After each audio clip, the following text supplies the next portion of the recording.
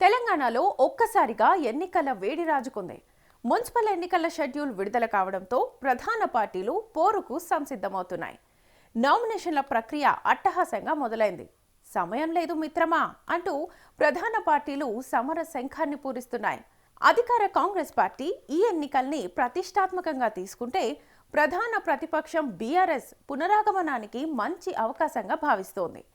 BJP పురపోరులో గతంలో లాగా పట్టు నిలుపుకోవాలని, పార్టీ ప్రాబల్యాన్ని మరింతగా విస్తరింపజేయాలని వ్యూహాల్ని రచిస్తోంది. ఇంతకు పురపోరు ఎవరికి లాభం? నగర నగారా మోగించేదెవరు?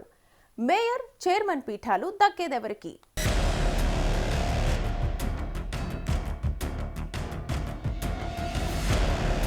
తెలంగాణలో 116 మున్సిపాలిటీలు, 7 కార్పొరేషన్లకు రాష్ట్ర ఎన్నికల కమిషనర్ రాణి కుముదిని ఎన్నికల షెడ్యూల్ ప్రకటించారు.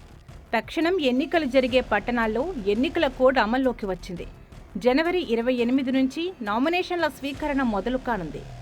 జనవరి 30 వరకు నామినేషన్లు స్వీకరణ ఉంటుంది. నామినేషన్ల ఘట్టానికి అనూహ్య స్పందన లభించడంతో భారీగా నామినేషన్లు వేశారు.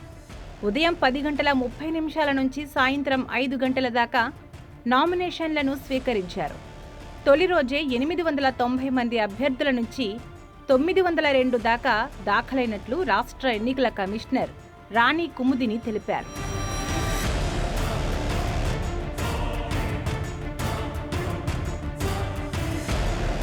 ప్రతి ఎన్నికల్లోనూ నామినేషన్ అనగానే బీ ఫారం గందరగోళం షురూ అవుతుంది. ఈసారి కూడా బీ ఫారాలు ఎవరికి దక్కుతాయో తెలియని అయోమయ పరిస్థితి వల్ల ప్రధాన పార్టీలకు చెందిన చాలా మంది ఆశావహులు తర్వాతి కథ తర్వాత చూసుకుందాం, ఎందుకైనా మంచిదని నామినేషన్లు వేసేశారు.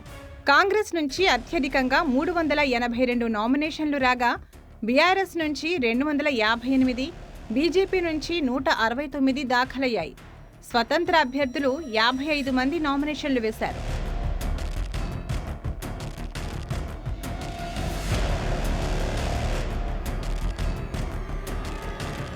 మొదటి రోజే ఇంత హడావుడి ఉంటే నామినేషన్ల సంఖ్య ఇబ్బడి ముబ్బడిగా పెరగవచ్చని పరిశీలకులు అంటున్నారు.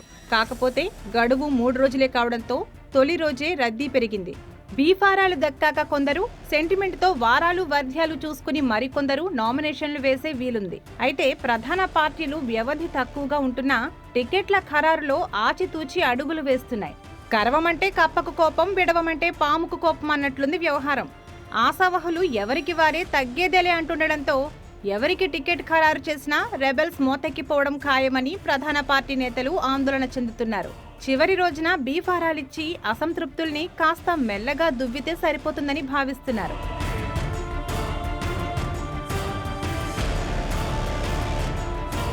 రాష్ట్ర రాజ్యాధికారంలో బీసీలకు న్యాయం చేయాలన్న పోరాటం అధికార పార్టీని వెంటాడుతోంది.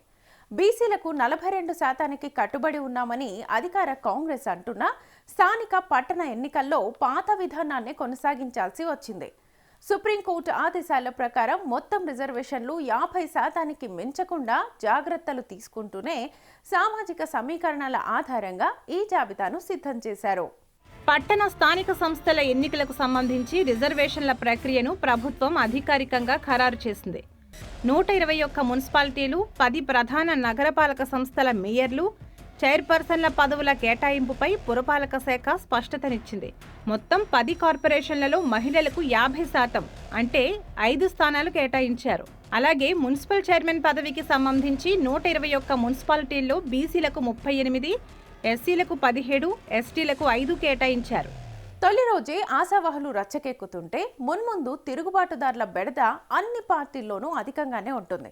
ఈ దఫా ఎన్నికలు కాంగ్రెస్ ప్రతిష్టాత్మకం అంటుంటే, బీఆర్ఎస్ మాకు ఇది చావో రేవో అని అంటోంది. బీజేపీ ఈసారి గట్టిగా పట్టు బిగిస్తామంటూ సవాల్ కూడా విసురుతోంది.